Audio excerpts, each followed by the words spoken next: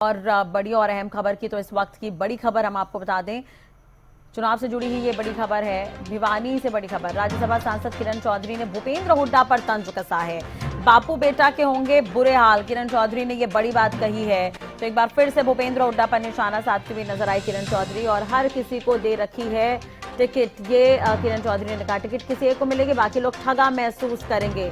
तो कांग्रेस किसान हितैषी है तो उनके लिए काम करे, काम पाखंड ना करे। ये राज्यसभा सांसद किरण चौधरी ने बड़ा बयान दिया है, भूपेंद्र हुड्डा पर निशाना साधते हुए नजर आई और एक बार फिर से बापू बेटा को लेकर बयान दिया है। कहा कि बुरे हाल होंगे, हर किसी को टिकट की उम्मीद दे रखी है। ये किरण चौधरी ने बड़ी बात कही है, टिकट किसी एक को मिलेगी, बाकी लोग ठगा सा महसूस करेंगे, ये किरण चौधरी ने कहा।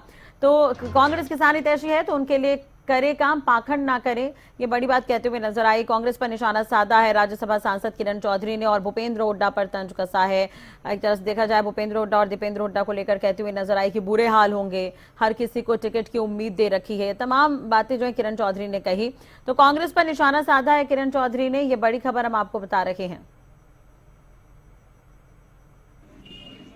कांग्रेस में तो हमेशा से ये चला आ रहा है और इन्होंने तो बाप बेटा ने इस तरह की प्रथा डाल ही रखी है कि हर एक को आदमी को खराब करो और इसलिए जो है हर एक को थापी लगाई गई है। और आज नतीजा ये है कि टिकट तो एक को मिलेगी, बाकी जो 50 जो रह जाएंगे बेचारे वो तो अपने आप को ठगा महसूस करेंगे।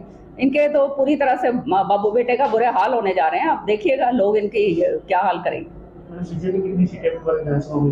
पूर्ण बहुमत के साथ जो है सरकार हम बनाएंगे, निश्चित तौर पे बनाएंगे और जनता के हित के काम करेंगे। आपने हमेशा देखा कि मैंने कभी कोई झूठ बोली नहीं, लारे लपे मैंने दिए नहीं, कोई लोभ लालच नहीं। मैं और श्रुति जो है जनता के हित के लिए आए हैं, जनता के काम करने के लिए आए हैं। चौधरी बंसीलाल जी का नाम आगे बढ़ाने के लिए और सुरेंद्र सिंह जी का।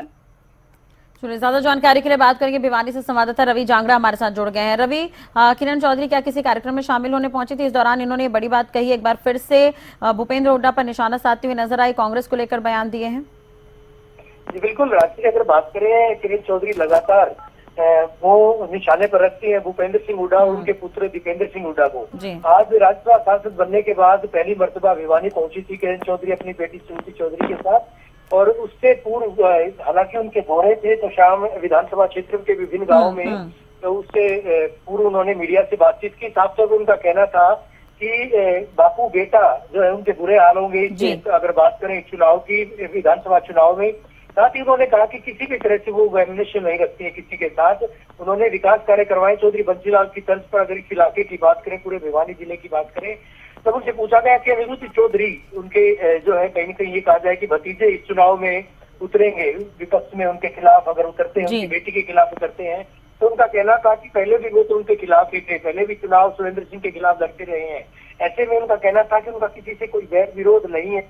वहीं उन्होंने ये भी कहा कि प्रजातंत्र में सबको चुनाव लड़ने का अधिकार है, लेकिन जिस तरह से किसान संगठनों के सिर पर बंदूक रखकर कांग्रेस राजनीति कर रही है वो कतई सही नहीं है, गलत है।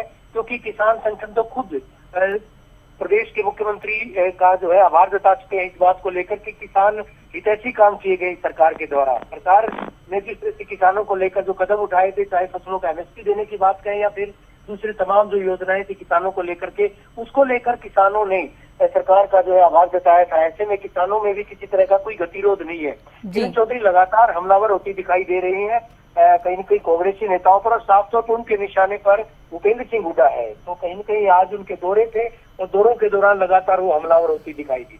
जी चलिए, बहुत बहुत शुक्रिया तमाम जानकारी और बातचीत के लिए आपका। तो राज्यसभा सांसद किरण चौधरी ने भूपेंद्र हुड्डा पर यह बयान दिया है। अब देखने वाली बात होगी कि इस पर क्या कुछ रिएक्शन कांग्रेस की तरफ से मिलता है।